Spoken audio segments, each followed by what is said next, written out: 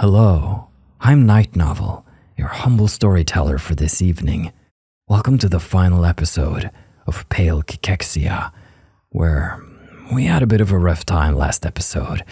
Esther almost died, Isaiah almost died, and 𝐷𝑚𝐻, well, she probably almost died too on the inside from fear and grief. But now, it's a new morning, and we gotta figure out what we're gonna do. As her eyes slowly stirred open, she saw a blurry figure standing beside the bed, fiddling with something on the nightstand. After blinking a few times, she was able to make out 𝐷𝑚𝐻's face, a pair of bright eyes flicking towards her sheepishly, matched by an embarrassed smile. I woke you up after all. And after I tried so hard to be quiet. Oh well, it can't be helped, I suppose. It's fine.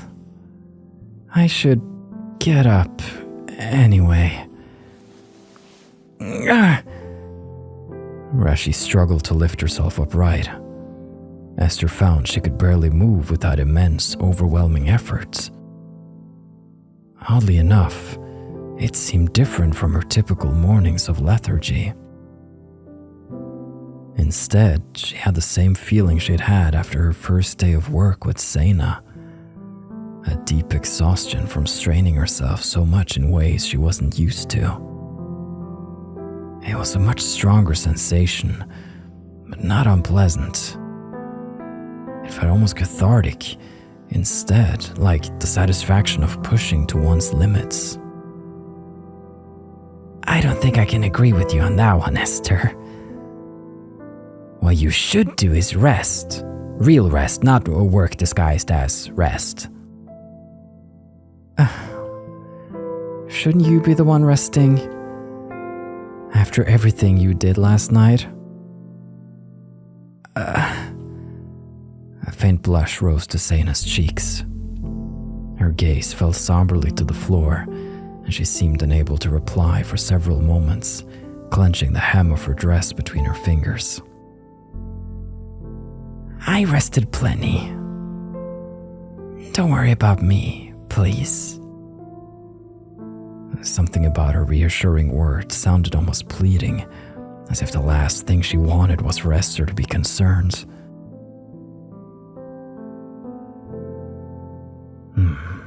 I'm glad we're talking again. Sitting down on the bedspread, 𝐷𝑚𝐻 sighed quietly. The tension had broken between them, but it was impossible to ignore the difficult, unspoken questions that were left behind. I'm sorry, Esther, for everything. What I said last night about not leaving me. I know you need to go home. If Papa was here, he'd probably be really happy about that idea, too. And I know I can't go with you because this is my world. Maybe one day I could travel somewhere else, but I can't. Not just yet. The manor, the grounds, the forest. Taking care of this place is the only way I have left to keep Papa's memory alive.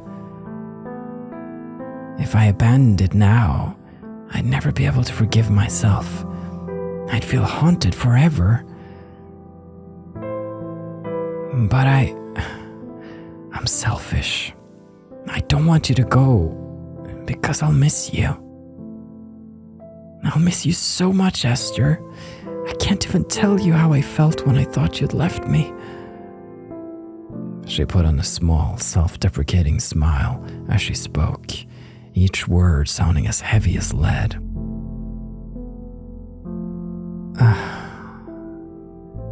𝐷𝑚𝐻's confession brought her more sadness than it did joy. The one-sided pain of separation was something she could deal with, but knowing that 𝐷𝑚𝐻 would miss her just as much, that seemed far more unbearable. Turning her head slowly away from 𝐶𝐚, she gazed out through the window into the radiant sunlight that glimmered more brightly with each passing moment. This place, it feels like another home to me. Even if it's only been a few weeks, I would never forget the time I spent here. It's probably silly, and I don't really understand why, but working together, playing together, reading together, I think those moments were the happiest ones I've ever had.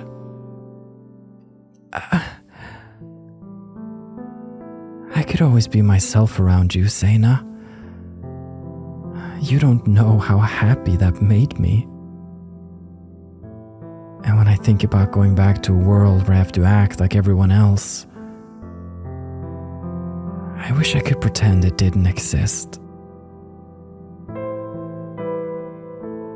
But you're right. I can't stay here forever. Her eyes slowly drifted back towards 𝐶𝐚. My medicine will run out soon. If there's no real cure for the pale, then I have to return to the city, to my family. I promised them. As 𝐶𝐚 studied her in silence, her posture drooped slightly, like a wilting flower deprived of water or light. The somber, lonely weight in her expression drew Esther's mind back to that night by the pond when 𝐶𝐚 had spoken of her father's decline. Esther, when you leave. She lowered her head slightly, biting her lip. Would you ever come back?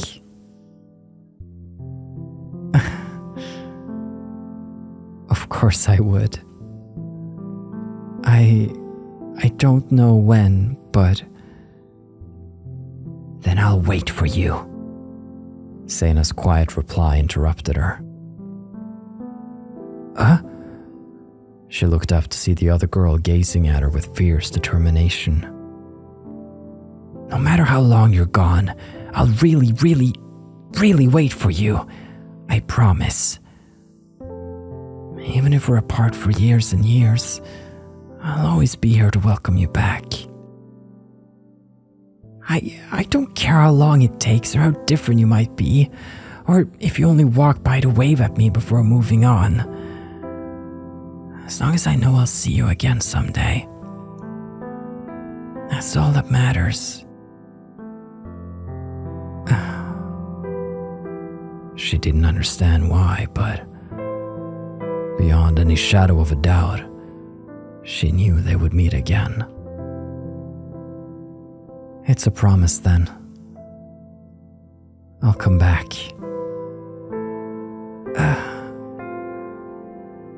If you don't, I'll be really cross with you. Really.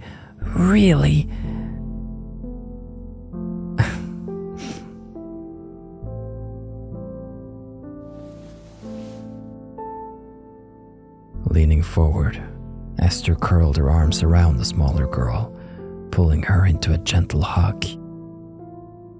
𝐶𝐚 snuggled tightly against her, the faint warmth of her teardrops soaking into Esther's blouse. Oh, you too. For a long time, they held each other in silence. It felt solemn and bittersweet, as if they were already saying farewell, even though it would surely be a while longer before Esther left. But in that moment, they finally understood each other. Their promise was sealed, forever set in stone by their shared, determined belief in it. A belief that would never, ever waver, no matter what. Not until the very end of time. Game, I swear if you give me some sort of sad, dark ending, I will be very cross with you, because You've made me a promise now that these two girls are gonna see each other again, and they better. So there. Finally, they pulled away slightly, sitting before one another, clasping each other's hands. Something seemed different about 𝐶𝐸𝐻𝐻. There was a deep resolve in her eyes, hidden behind the gentle way she gazed at Esther. I have a silly question for you, Esther. If you were cured of the pale, what's the first thing you think you'd do? Huh?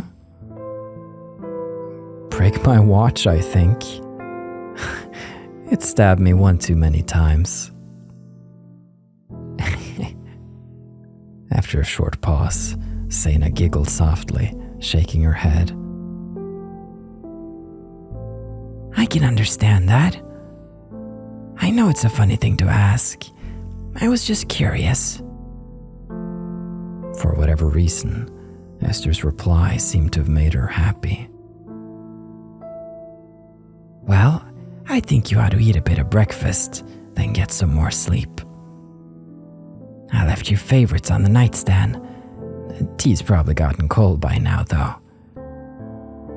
I think I'll survive. I hope so. You deserve better than to perish from cold tea, really. If you need me, I'll be out in the garden or downstairs. But I'll see you later, all right? She nodded. No matter how little time they had left together, it still brought her such relief to have things back to normal. Man, I am feeling things. I really am feeling things. Oh, I have reflections and things I want to talk about, but I think I'll save them until we reach the end of the game. Once 𝐶𝐸𝐻𝐻 had hopped off the bed and left the room with a cheery wave, Esther pulled over her tray of breakfast. She hadn't realized it until now, but she was ravenously hungry, so much that her stomach actually hurt a little when she began to eat. Afterwards, a sense of drowsy contentment settled over her, drawing her towards the tempting arms of sleep. She yearned to go outside and work with 𝐶𝐸𝐻𝐻, not wanting to waste the remaining time in the forest. But her body still felt too weak. Without more rest, she likely wouldn't even be able to get downstairs. Reluctantly, she curled back beneath the bed sheets, turning away from the bright sunlight. Just a short rest, that was all she needed. Afterwards, she'd go back to the study and try to search through the remaining papers. Perhaps there was still something left. One last secret for her to uncover. I mean, didn't Isaiah write, "Oh, the cure is ... and then never get around to it"? We should search for that, right? Okay, past. I think we're in the past. So dark. No, we're not. Yay. When her eyelids slowly struggled open, it felt like her whole head was in a fog. She could glimpse the trace of moonlight from the window. Had she really slept through the whole day? Her body must have been even weaker than she thought it was. Slowly, Esther attempted to pull herself up to her feet. Her legs were still a little unsteady, but she felt far better than she had before. 𝐶𝐸𝐻𝐻 was probably waiting for her downstairs. Perhaps Esther could still make it in time to help her friend with dinner.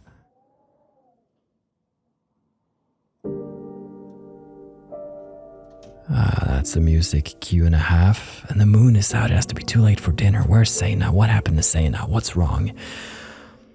Just as she was about to make her way towards the bedroom door, Something strange suddenly caught Esther's eye. A pile of papers resting on the nightstand. They hadn't been there before.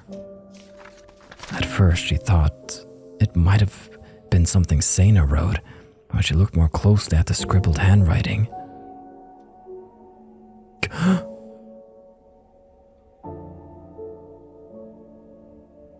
Are all of those Isaiah's journal pages? Have 𝐶𝐸₉ been keeping all of them, like this whole time, and only been doling them? No, that makes no sense. No. Why am I suspecting her? Don't suspect 𝐶𝐸₉. They were the missing part of Isaiah's treatise on the 𝘉𝐼𝐍𝐾. When had 𝐶𝐸₉ found them? Her confusion and shock were soon consumed by desperate curiosity.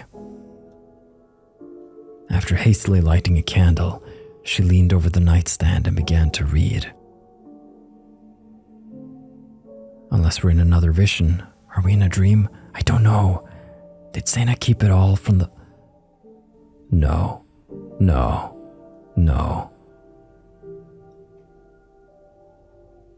A new willing host.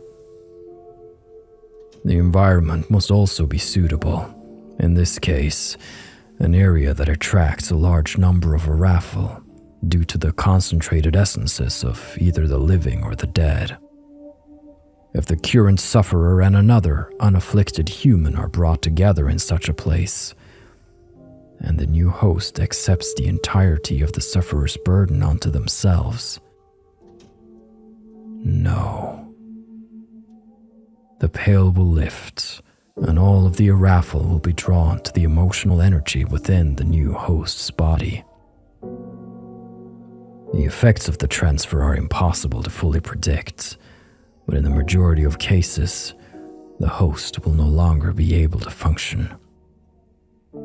There is only one other cure that I can ascertain for this mysterious, relentless ailment. What? Death? I will refer to it as the ascension of the afflicted. The progress of their body into something that can live in harmony with the 𝘉𝐼𝐹. This has occurred with breathtaking rarity, yet for those who did ascend, they were destined to become unforgettable and beloved figures in all ages to come. To the best of my knowledge, there is no singular way for ascension to occur. In fact, the ways are infinite. That is precisely why this method is nigh unachievable, for we cannot possibly say what defines it. For some, it was a sudden flash of clarity beyond the fabric of our universe.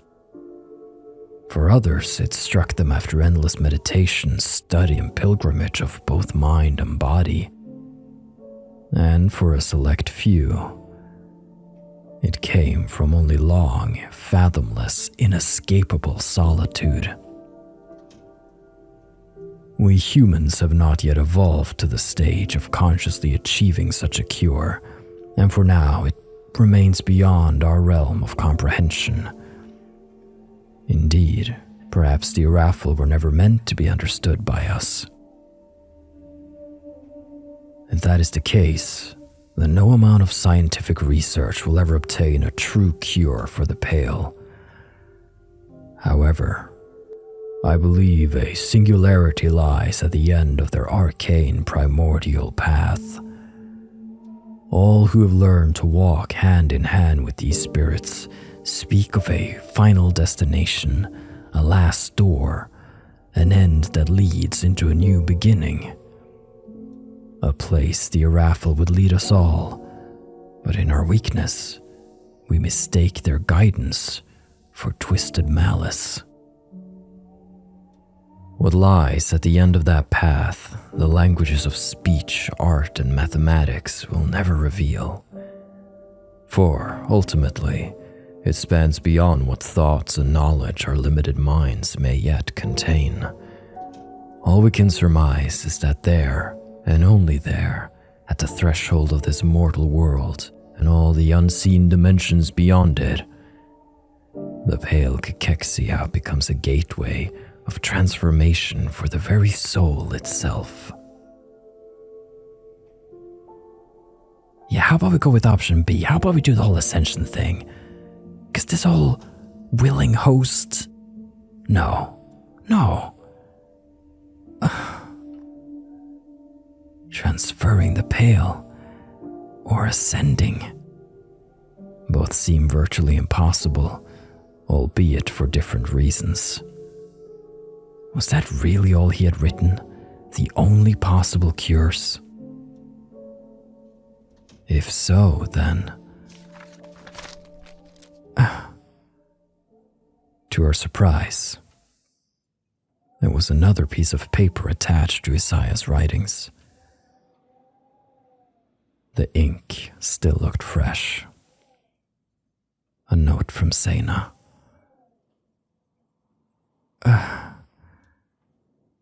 An ominous pressure welled in her chest. Come on, read it. Esther tried to force it back, but as she held up 𝐶𝐚's note to the candlelight, her hands began to shake slightly.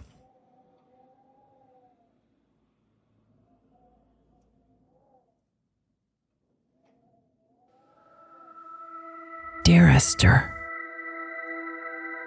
I hope you can forgive me. A few days ago, I found these papers, and I've been hiding them in my wardrobe ever since. I was afraid you'd leave as soon as you found them, but even more than that, I felt so guilty. Guilty for being too afraid to help you. Guilty for knowing what Papa would think too. Until last night. I never realized how important you were to me until you left. When I found you lying in the forest and I thought you were dead. You looked like a corpse, even though you were still breathing. I don't want to see you like that ever again. And I think I'd go insane if I did. So I've made up my mind. I promised that I'd help you no matter what. And if Papa was right, if the 𝘗𝐿 truly are real, then I can help you after all. No. You deserve happiness, Esther. You've people back in the city waiting for you, and once you're cured, you'll be able to live a normal life again. And I'm not afraid anymore. No. If there's a chance I could cure you forever, I'll do anything. Anything at all. When you're ready, come meet me in the place we promised to go to get... You were gonna bring me to the mausoleum. 𝐶𝐚, no. I don't know what will happen, or if it will even work, but I want to try. Please don't be too angry with me. I only want to make you happy.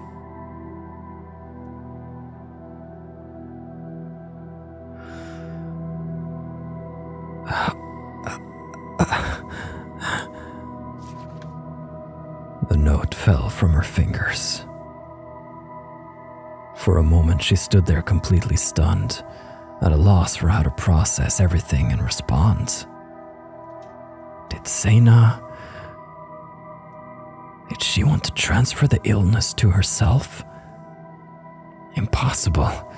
Esther would never agree to such a thing. What if she was already in the mausoleum? The 𝘗𝐿. They were down there. From Isaiah's writings and her own dream, she knew they were there. If they latched onto 𝐶𝐚 in the same way that they had to her father, was she already lying down there, alone in the dark, paralyzed? There was no other choice. She had to go down there, down into mausoleum. She had to stop her friend's attempt to cure her. 𝐶𝐚's life was a trait she would never, ever accept. Esther dashed down the stairs so quickly, her feet barely touched the floor. Within a few moments, she was outside, racing across the manor grounds in a frantic sprint. She didn't even feel the sting of exertion in her lungs, nor the impact on her legs.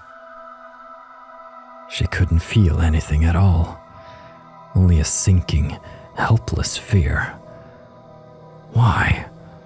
Why was 𝐶𝐸𝐻 doing this? She must have known that Esther never would have willingly agreed to it. But why would she risk her own life and happiness? Didn't she realize how devastated Esther would be if anything happened to her? It was so rash, so naive, such a horribly reckless thing to do. And what would happen if it actually worked?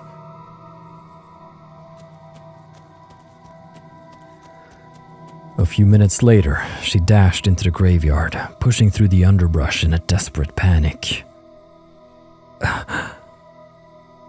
There, facing her from across the cemetery, the mausoleum door stood open, waiting. But instead of calling out to her with that same golden glow from her dream, she felt a primal sense of revulsion and fear, as if every bone in her body was begging for her to turn away.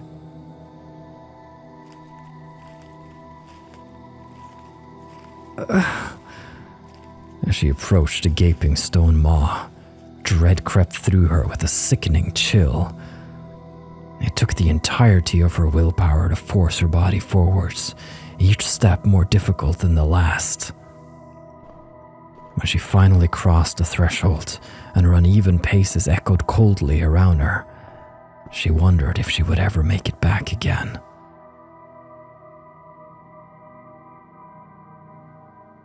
Something tells me we might not. This might be the end, everybody. Whatever shape that will take. At the bottom of those long, winding stairs, the crypt opened up before her. It looked identical to the one Esther had seen in her dream, only colder and more oppressive, lacking any of the strange sense of comfort she'd felt.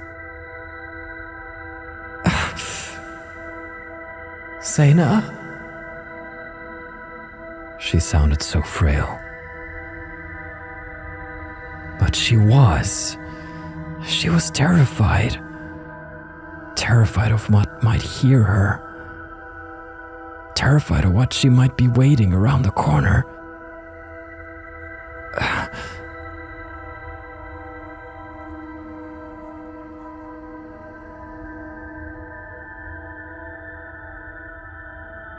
Summoning all of her courage, Esther began to walk down the long, dark corridor.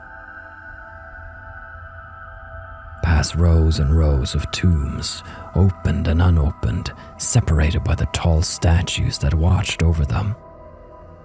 She paid no attention to her path, where she'd come from, or how she'd make her way out again. All she could think about was how 𝐶𝐸𝐻 would be when she found her. Alive? Dead? Infected? In the note, she had said Esther had looked like a corpse. Would she have to see 𝐶𝐸𝐻 like that too?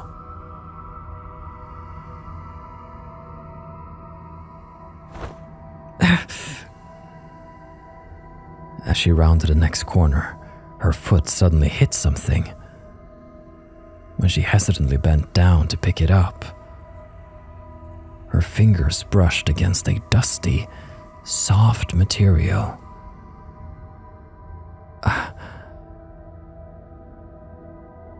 A stuffed white toy. A cat. What was it doing here? Surely it must have been 𝐶𝐸𝐻's. Perhaps it was a sign that she was getting close. Had it been laying there since Isaiah's days? Clinging desperately to that hope, she broke into a sprint.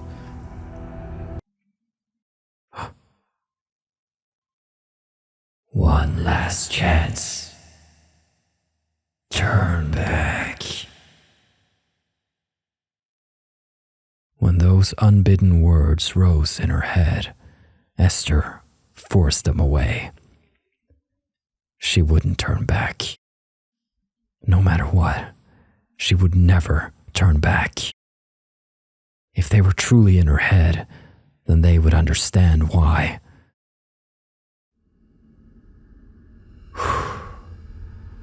At last, she came to a sudden halt. There, curled up on the ground beside a casket, she fell to her knees.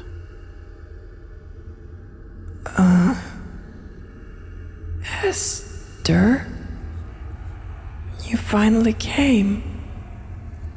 Her eyes slowly opened, and she gave Esther a small, gentle smile.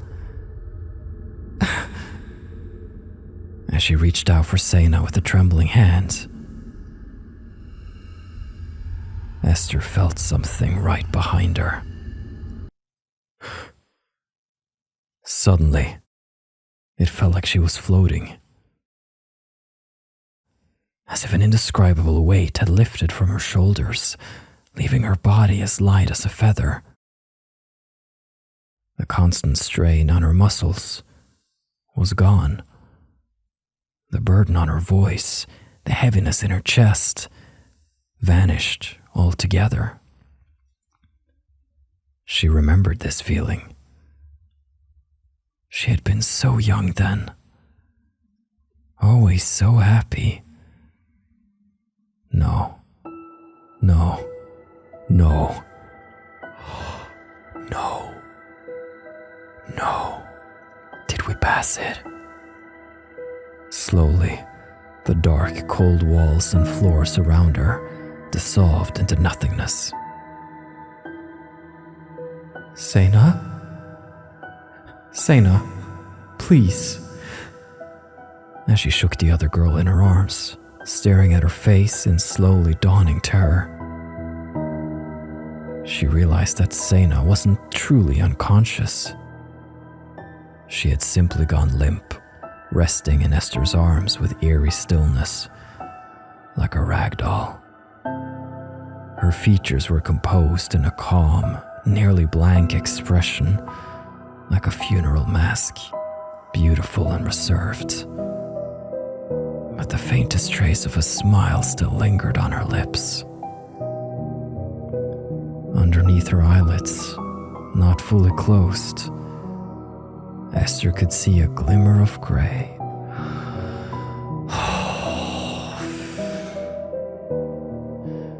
𝐶𝐸𝑚.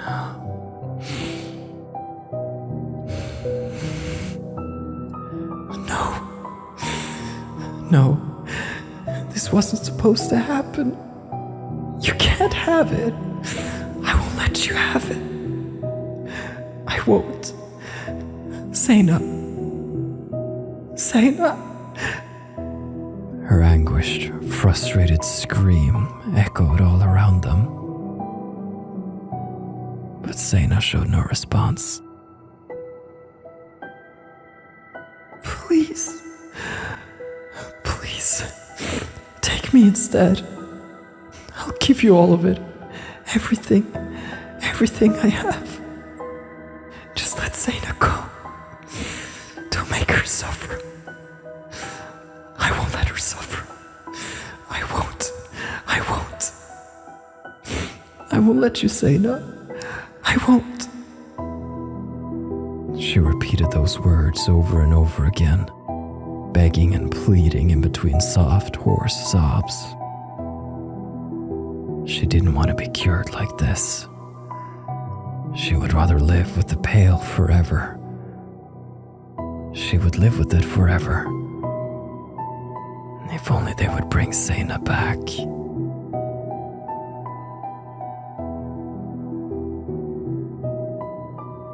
And then, an enormous darkness crashed down over her. Powerful, suffocating, pushing her down, down, down, far past the depths of consciousness. She could feel herself sinking, detaching from her body, from her very soul. becoming nothing more than a thought, a tiny fragment of existence, floating away from the worlds, from any sense of herself. At first, it terrified her. Was she dying, or already dead? Would she be trapped forever in this sense of nothingness? But slowly, her fears began to wane. In a moment, or perhaps an eternity, she realized she wasn't being destroyed at all. She was being separated, taken apart like a broken watch, hoping to be put together again someday. Dissolved into her essential parts, the indivisible atoms of consciousness, so that she could be remade. Perhaps it was the Iraphel who were unraveling her, deconstructing her as a reward for her complete surrender. Strangely enough, she trusted them. She knew somehow that they were taking her somewhere very, very important. It brought her such relief that she wished she could cry, though without a body, she had nothing to shed her tears with.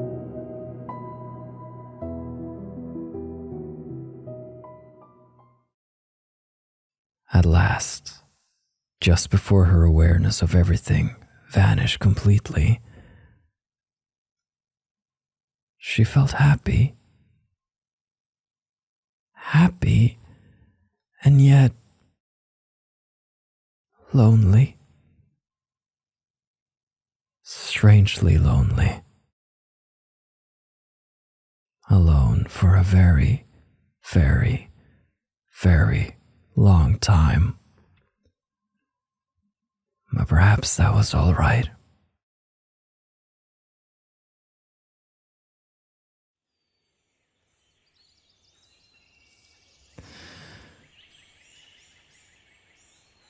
I was expecting a cut to credits. I'm still just processing things, but let's see what this is. There was so much to do today. Planting, weeding, cleaning, researching, cooking. The list of chores always seemed to grow more daunting around this time of year. It made sense, after all. Spring was the season where everything had to be set in motion for the upcoming months. But despite the daunting prospects of such preparations, something about the cool, light breeze felt so reinvigorating. It seemed to promise a fresh start, a chance for something new and exciting right around the next corner. Leaving all the ills and mistakes of the past behind, taking the knowledge from old failures to create something new, something that would flourish in the fertile soil left behind. No matter how jaded and cynical one grew, it was impossible not to look on with just a little hope, clinging to the tiniest chance that this time things would be different. And something beautiful would finally bear fruit.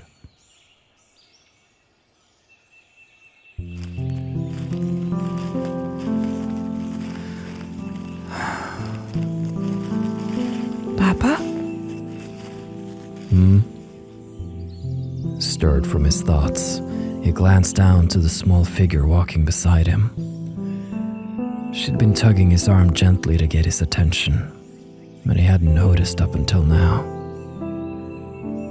Could I ask you something, Papa? Please? Yes, unless it's about your biology lesson.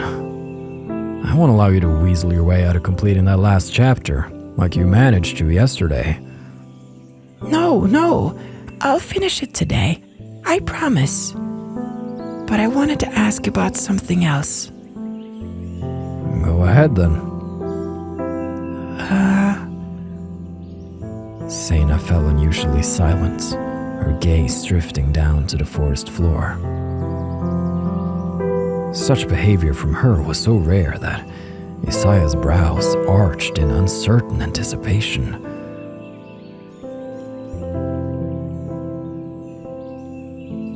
Papa?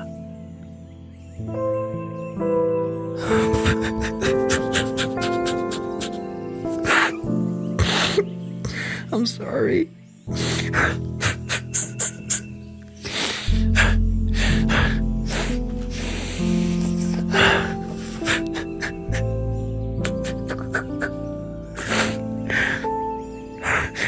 I'm sorry.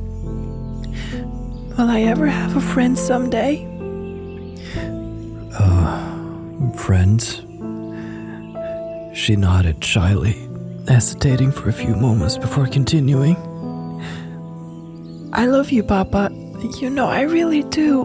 But I wish I had a friend.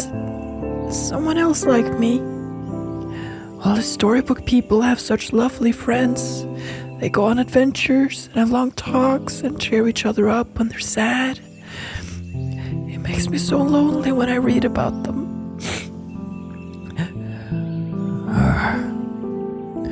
This was not a discussion he particularly wanted to have. He had talked about this with her many, many times already. Strangers would never bring anything good or fruitful into her life. The temporary excitement would always fade, and eventually only troubles and turmoil would remain in his wake. He was about to sternly remind 𝐶eynah of such a thing before she got any more fanciful ideas about adventures and shallow conversations. But when he looked down at her face and saw a soft, familiar wistfulness gazing back at him in her eyes, something fractured in his heart.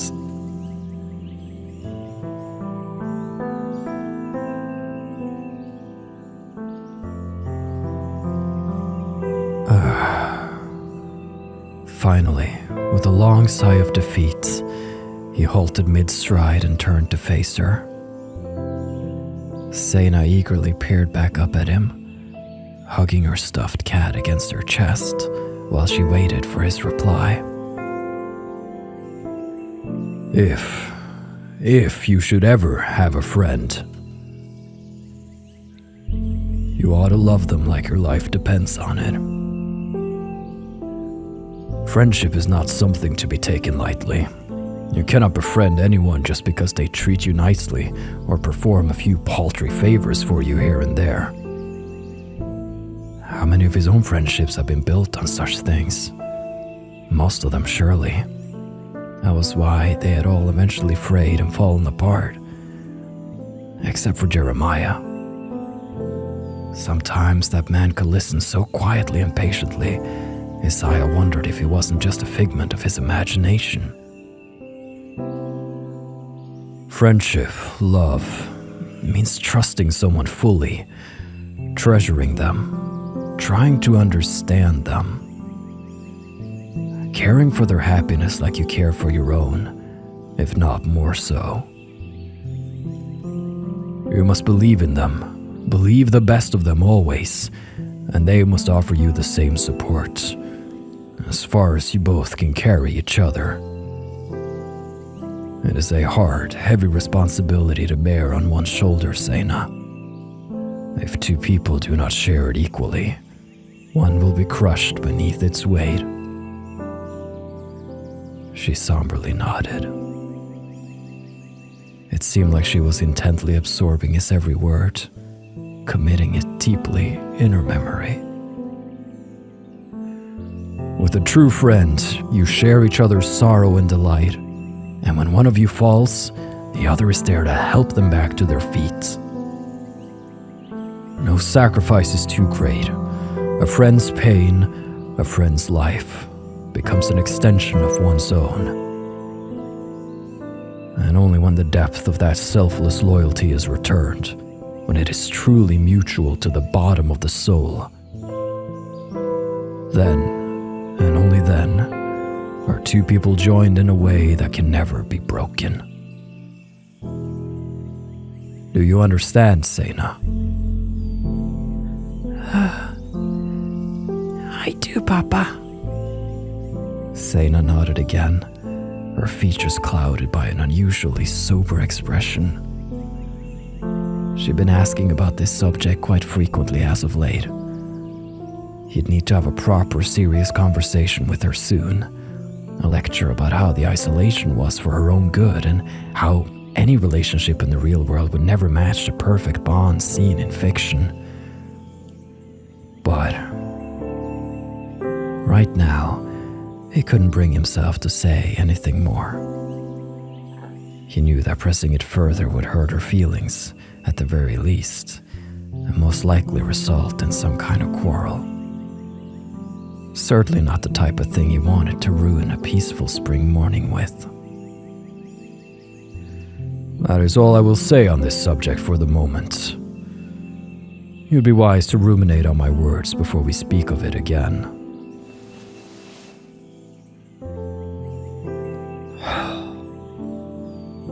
Reaching out, he grasped her tiny hand firmly in his own. She stayed contemplatively silent, but still offered him a small, affectionate smile.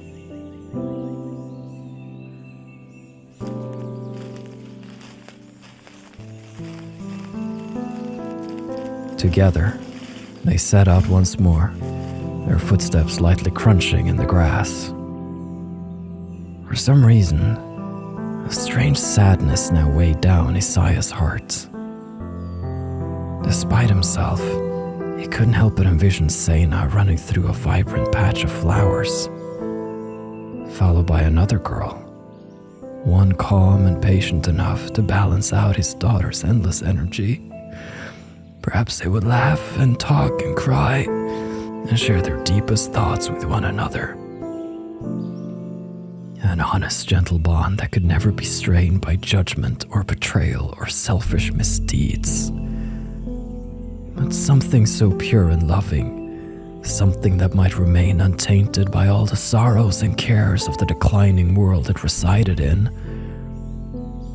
Surely it could never, ever truly exist.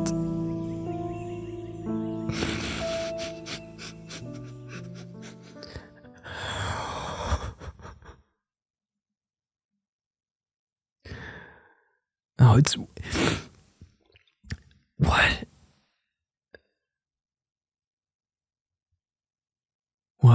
What?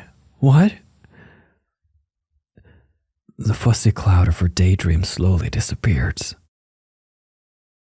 She'd gotten lost in her memories again. It happened quite often these days, although she didn't mind. There were so many good memories stored away, like beautiful books in a library. It would be a shame not to pull them out and admire them, now and then. After all, it would be so very lonely without them. Drawing back from the window, she slowly turned towards the old canopy bed. Lying there, so perfectly serene and peaceful,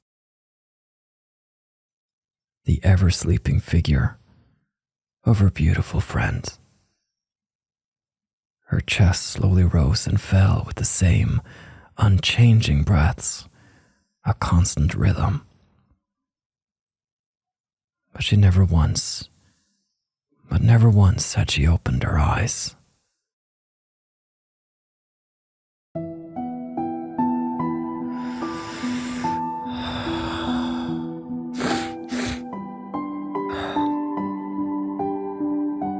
Six years had passed since that night.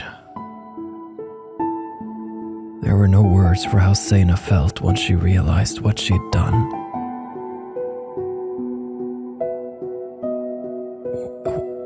How 𝐶𝐚 felt? In trying to cure Esther, she'd pushed her into a deep coma, one from which there seemed to be no awakening. So 𝐶𝐚's okay.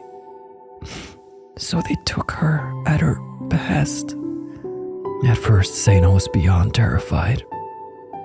She didn't know how she could possibly care for Esther while she was in such a state.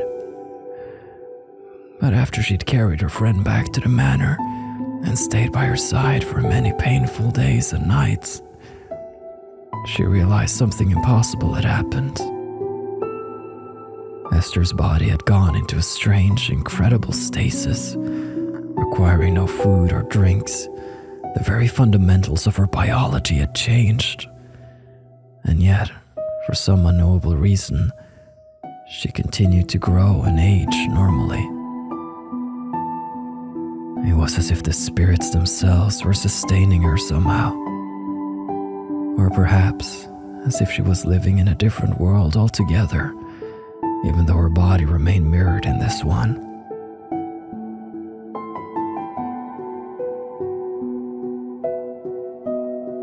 After she had cried all the tears she possibly could, and finally managed to control the guilt and anguish that plagued her, 𝐶𝐸𝑚 slowly began to adapt again. She decided she would go on living and caring for Esther, waiting for her eventual awakening. The other girl's deep slumber was a constant reminder of her mistake, even though she didn't think Esther would have ever blamed her. 𝐶𝐸𝑚 dreamed she would wake up with that wry, playful smile of hers and disarm every apology with a calm shake of her head. After such a long sleep, though, hopefully she would still remember all the time they'd spent together and wouldn't look upon 𝐶𝐸𝑚 as a stranger once more. But the more she studied her friend's peaceful face, the more 𝐶𝐸𝑚 began to wonder something. She didn't really know if Esther was fully asleep. Perhaps part of her was still conscious. If that was the case, then it would be terribly lonely and quiet in the darkness. Most likely she was far away in a dream or in another place entirely, but just in case, 𝐶𝐸𝑚 decided to always keep her company. Of course you did, 𝐶𝐸𝑚. After a few days of tinkering with a chair and an old wheelbarrow, she'd managed to create a sturdy wheelchair that could easily handle the forest floor. Now, while she worked in the garden and the graveyard, 𝐶𝐸𝑚 could take Esther along with her. As strange as it felt at first, she eventually began to chatter away just like before, describing the birds, the trees, the colors of the changing seasons. She would tell Esther how much she missed her, how excited she was to play and work together again, reminding her of their promise and how cross she'd be if Esther never came back.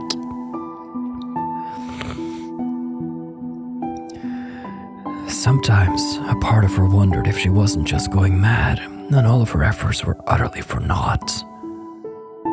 But if there was only the tiniest, faintest chance that Esther could hear her, that one day she'd open her eyes and smile again, sharing the same memories of these long, quiet years. And she would keep tending to her friend until the very end of their days.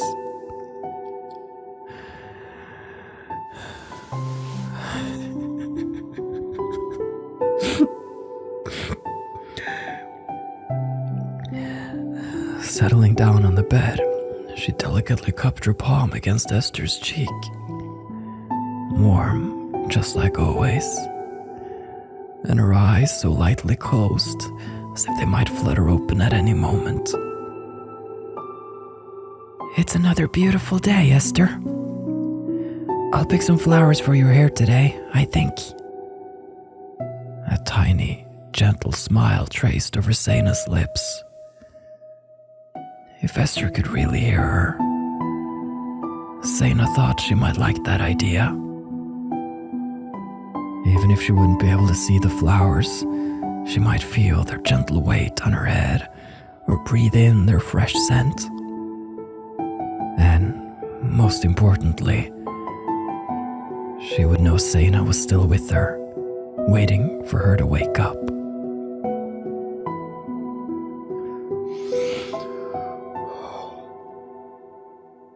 If you were cured of the pale, what's the first thing you think you'd do?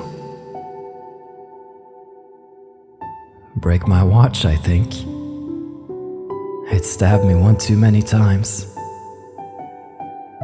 With her friend's words always echoing in her mind, 𝐼𝐸 kept Esther's watch with her wherever she went. So many times she dreamed of seeing Esther suddenly open her eyes before hurling her much despised medicine onto the ground. Even if the crash that startled 𝐼𝐸 awake was an imaginary one, it sounded so vivid, so real and clear, that it almost felt like a premonition instead of a dream.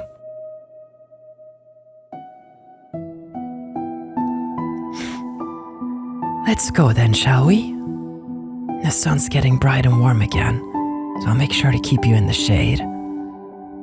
Maybe we'll stop by the stream too. I'll remember not to lose my ribbon this time. She murmured softly to Esther, pausing a few moments.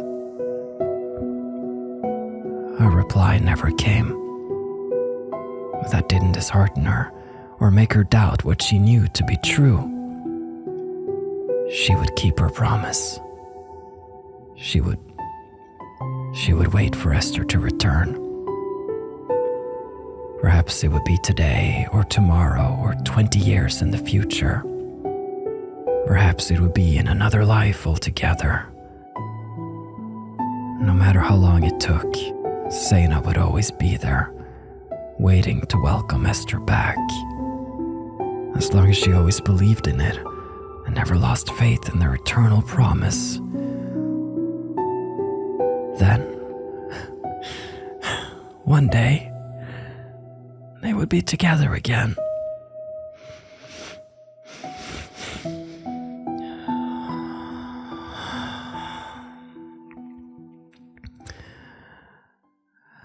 And they live happily ever after?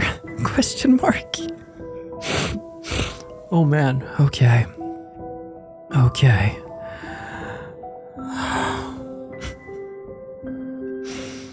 Okay, let's try to summarize our thoughts and I'll stop crying. That really got to me at the end. Just 𝐼𝐸's situation, and like when she asked 𝐸 about having a friend, I enjoyed this. I really, really enjoyed this.